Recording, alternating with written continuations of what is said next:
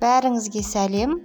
Бүгін 5-ақ минутта жаңа құрамды краб салатын жасаймыз.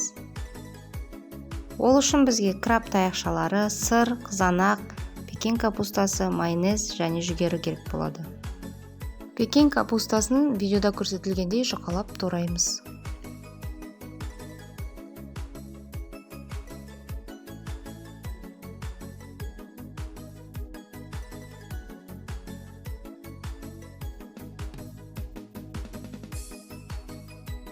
Одан кейін краб таяқшаларын алып, видеодағыдай тураймыз.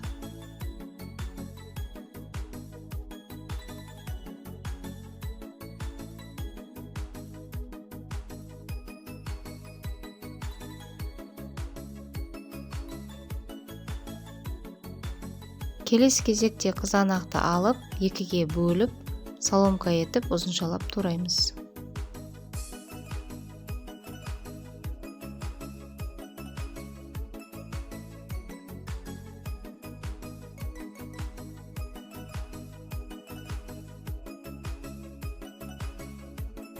Қызанақты турап болған соң, үстіне консервіленген жүгеріні саламыз.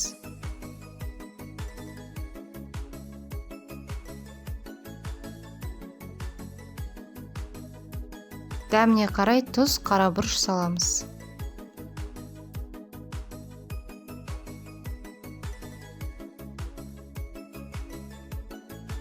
Содан соң 2 ас қасық майонез саламыз. Барлығын араластырамыз.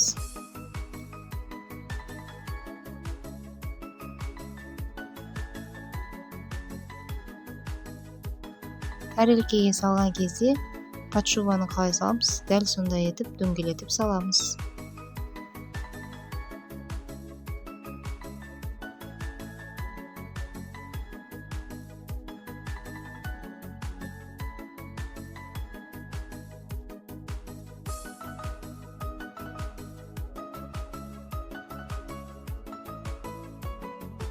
Содан соң сырды алып, салаттың үстіне үкіштің үлкен жағынан өткіземіз.